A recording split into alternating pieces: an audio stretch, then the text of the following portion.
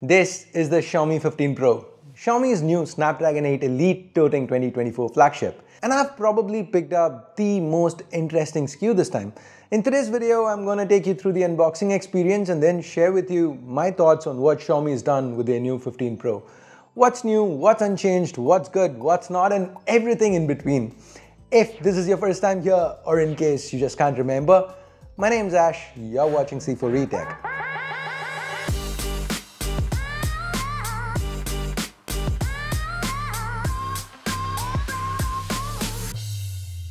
Let me go ahead and use this full tab and remove the plastic cover.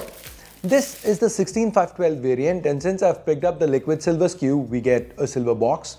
By default, the 15 Pro ships in your regular Xiaomi black box. We have Xiaomi and Leica branding on the box as well as the silver insert here. This houses a SIM ejector tool, a quick start guide, and a transparent hard case. Again, as far as I know, the transparent hard shell case is only for the liquid silver SKU. Other variants get black colored soft cases. Now let's get to the Xiaomi 15 Pro. My first impressions, it just looks stunning. It's so unique. I really had a wow moment when I unboxed this. So the back here, from the launch pictures, I thought it would be like, say, the Lamborghini edition K-series phones, where there is a perception of depth, but it's actually just a flat pack. But turns out over here, this is an actual wave pattern. You can feel the crests and troughs. Xiaomi says there's a difference of 0.5 millimeters between them, and actually they only have a 20% yield on these, so they aren't going to be available very easily, and I won't be surprised if Xiaomi keeps this a China exclusive. Now, as good as this edition looks, it's a fingerprint magnet. If you look at the unboxing footage, the moment I take it out, it picked up a smudge almost instantly. And it's not just the back, the glossy metal frame, the ceramic camera array, they're all smudge and fingerprint magnets. There is some good news though. The three standard color options that Xiaomi offers, white, black and green, they come with frosted matte glass backs, and the metal frames also have a matte finish. So you are screwed on the camera array, but the rest of the phone, it should be pretty fingerprint resistant. Now the glass back phones are also 0.4 millimeters slimmer and 6 grams lighter than this. So while the liquid metal SKU might not be practical, from a look standpoint, I absolutely adore this. I mean, even if this is not for you, it might remind some of aluminum foil used to wrap food, and to others, it might remind you of something cool from Terminator. But either way, you gotta admit, it's a bit of a risk that Xiaomi's taken, especially with such low yields. And personally, I want brands to take risks. I want brands to break away from what's safe, what they've been doing forever. You know, try something a little new that's not been done by Apple already. So, any which ways, me personally, I would give this a solid 8 out of 10, just for the way it looks, not for the fingerprints, not for the functionality of it, just the looks, just how unique it is. What about you? On a scale of 1 to 10, what would you rate this design or this back? Let me know in the comments below. Now, regardless of the SKU you end up choosing, they all have an IP68 water and dust resistance rating, a USB 3.2 Gen 2 Type-C port, ceramic camera arrays that curve at the edges, an IR blaster built into that camera array, and the back, it's now flat, and by that I mean there is no 3D curve at the edges, but the metal frame does extend into the back to give you a slight little curvature there. This helps with the comfort factor when you're holding the phone. And you know what, before we go further, let's wrap up the unboxing part first. There's a USB Type-A to Type-C cable with orange accents, and finally, you have this 90-watt hypercharge adapter. Now the Xiaomi 15 Pro, like most other phones launching right now, it also uses a high-capacity silicon carbide battery, 6100 mAh. I mean, my 8.8-inch tablet has a 6550 mAh battery. By the way, that's the 2025 Lenovo Y700. In my opinion, the best compact tablet ever made.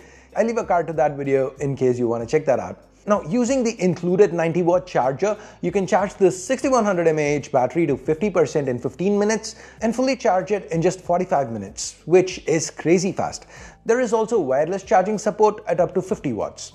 Now the display here, it's a 6.73-inch 12-bit AMOLED panel. It's got a 2K or 1440p resolution, which gives it an insanely high pixel density of 522 pixels per inch. So everything is super sharp. Xiaomi is using their second generation Dragon Crystal glass for protection, and this panel curves on all four sides. Now guys, I know a lot of you hate curved displays, but me personally, I'm in the minority. I like them. I like that smooth feel you get when you're pulling down the notification bar or when you're swiping from the side to go back. So I am a fan, I like this here. Now talking about the smoothness, the refresh rate is 120 Hz and it's variable between 1 and 120 Hz due to the LTPO tech. And Xiaomi is using this to provide iPhone style always on functionality, which honestly feels wasteful on battery, but hey, they have 6100 mAh. What the hell, right? Now, if you want the regular always on, that's available. Just choose custom here and all the options we are familiar with are available to choose from. For brightness, Xiaomi claims a peak of 3200 nits. That's for HDR content, and yes, HDR10 Plus and Dolby Vision are both supported on this phone. In my testing, this panel output a maximum of about 680 nits under manual mode. Once the sunlight mode was enabled, that jumped to 900 nits, and on auto, it peaked at about 1150 nits. Now, while that is lower than most phones launching these days, it's still good enough for outdoor use. And indoors, under low light, there's 1920Hz high-frequency PWM dimming in case you're sensitive to OLED flicker. Now, underneath this display sits an ultrasonic fingerprint scanner, and it's very fast, very accurate. I also love the placement. It's nice to see brands finally starting to place these scanners just right and not way too low. Now, another thing to note is that unlike the Xiaomi 14 Pro, there are no cutouts up top for the second speaker.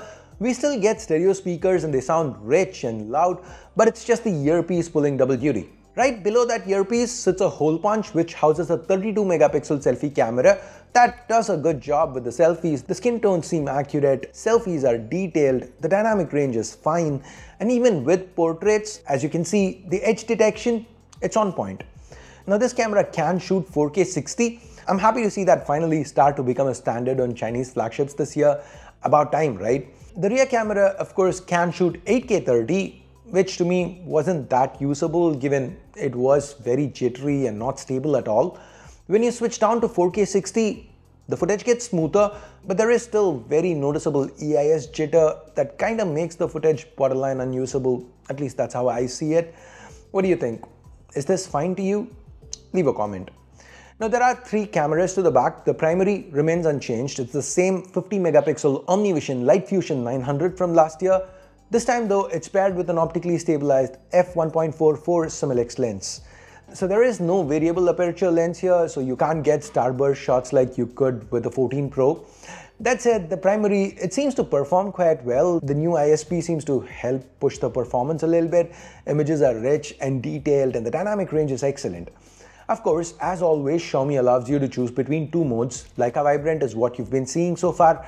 You can go Leica Authentic if you want a more contrasty vibe. Now, Xiaomi also provides a 3-second live photo option, 1.5 seconds before and after the shutter is pressed, just like we saw with OnePlus and Oppo. I heard this is because some Chinese social media sites added support for live photos for 3-second clips. So all brands are basically trying to satisfy consumers by switching to that Apple format. That's basically what I've heard is going on. Now moving on, under low light, just like Oppo, Xiaomi's also controlled the highlights well. Just look at that processing. Brings the highlights right back, doesn't it? Now the images overall came out clean, the noise levels were kept low. The 15 Pro seems to do a good job under low light conditions. The second camera is also 50 megapixels. It's the Samsung JN1 sensor paired with the f2.2 ultra-wide lens, which has autofocus. So you can shoot macros from as close as 5 centimeters away. The third sensor is also 15 megapixels. This is the one that's changed this year. It's Sony's IMX858 and it's been paired with a periscope telephoto lens providing for 5x optical zoom. And the results are fine. At about 20x, there's an AI ultra zoom that's in beta right now. It kicks in and with the help of AI cleans up the image. Here's some comparison shots with the iPhone 16 Pro Max at 25x to show you the difference. There's a telephoto macro option too, and the focus distance is about 30 centimeters. Now talking about AI, there are more AI features here. Of course, it's 2024, everyone's doing it. Xiaomi seems to have done it quite well. Like here, you can extend a picture you've shot already, fill in areas around the image. Then you can remove objects or people from an image you've taken, and the Xiaomi 15 Pro seems quite good at it. Also, if you want, you can swap the sky or upscale images. AI seems to be a big point of focus for HyperOS 2.0, which is built on top of Android 15 and is what the Xiaomi 15 Pro runs on. With the new HyperOS, Xiaomi's focused a lot on fluidity, revamping animations. Just see this. Also, a couple of apps have been refreshed, like the weather app, it has some new animations built in, and the gallery app is more iOS-esque. Overall, the interface, in the time I've spent with the Xiaomi 15 Pro, it felt very fast and responsive, and that's not just because of the software, it's also thanks in large to the SoC underneath. The Xiaomi 15 Pro is powered by the latest Qualcomm chip, the Snapdragon 8 Elite. This one uses Qualcomm's own custom Orion cores, and that switch has resulted in a huge increase in performance from the Snapdragon 8 Gen 3. That said, with great performance comes great heat. And we've seen other phones with the 8 Elite struggle when it comes to managing that heat. Like the OnePlus 13 card here, for example, on a stress test lost about half its performance while hitting temps over 42 degrees. The Xiaomi 15 Pro though, it's worse. Before even completing the same test, the 15 Pro threw up this overheating message and killed the app. At this point, the Xiaomi 15 Pro was at a very toasty 47 degrees. So Xiaomi seems to be struggling to cool the 8 Elite too, but on the flip side, there's just way too much horsepower here for there to be issues with most games. So even games like Genshin Impact run smoothly. Beat it up, this chip, it's paired with 12 or 16 gigs of LPDDR5X RAM and 256, 512 gigs or up to a terabyte of UFS 4.0 storage.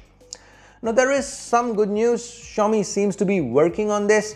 This is the Antutu score I first got. Then there was an update, after which the score went up. So hopefully the stability, the EIS with the video bug, these can be addressed by Xiaomi with updates.